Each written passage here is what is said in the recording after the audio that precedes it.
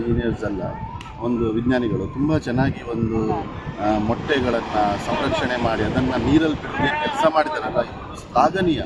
ಈ ವರ್ಕ್ ಮಾಡಿರುವುದರಿಂದ ಈ ಆಮೆಗಳಿಗೆ ತುಂಬ ಉಪಕಾರ ಆಗ್ತಾ ಇದೆ. ಯಾಕಂದರೆ ಮುಂಚೆ ತಾನೇ ಮೊಟ್ಟೆಗಳು ಹಾಕ್ತಾಯಿತ್ತು, ಮತ್ತು ಅವು ಸುಮಾರು ಜನವರಿ, ಫೆಬ್ರವರಿ, ಮಾರ್ಚ್ ಈ ಸಮಯದಲ್ಲಿ ಅದನ್ನು ಹೆಚ್ಚಿನ ಸಮಯದಲ್ಲಿ ಅದು ಹೊರಗಡೆ ಹೋಗ್ತಾ ಇತ್ತು. ಆವಾಗ +or- 1 ಬದುಕ್ತಾ ಅಥವಾ 2 ಬದುಕ್ತಾ ಇತ್ತು. ಯಾಕಂದರೆ ಕಾಗೆಗಳು ತೊಗೊಂಡು ಹೋಗ್ತಾ ಇತ್ತು, ಏನೋ ಪಕ್ಷಿಗಳು ಹಾರಿಸ್ಕೊಂಡು ಹೋಗ್ತಾ ಇತ್ತು.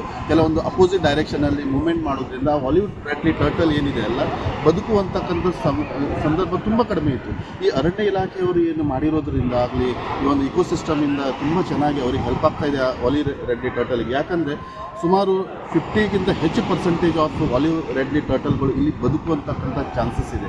ಈಗ ಈ ನಮ್ಮ ಮಕ್ಕಳಿಗೆಲ್ಲ ನೋಡಿದ್ರೆ ತುಂಬ ಖುಷಿ ಆಗ್ತಾ ಇದೆ. ಯಾಕಂದರೆ ಅವರಿಗೆ ಇವಾಗಲಿಂದ ಮರಿಗಳನ್ನು ಒಂದು ರೆಸ್ಕ್ಯೂ ಮಾಡಬೇಕು ಅಂತ ಆ ಮೈಂಡ್ ಸೆಟ್ ಬಂದುಬಿಟ್ಟಿದೆ ಆ ಮಕ್ಕಳಿಗೆ. ಅದಕ್ಕೆ ಈ ಏನು ಅವೇರ್ನೆಸ್ ಪ್ರೋಗ್ರಾಮ್ ಇದೆಲ್ಲ ತುಂಬ ಚೆನ್ನಾಗಿದೆ.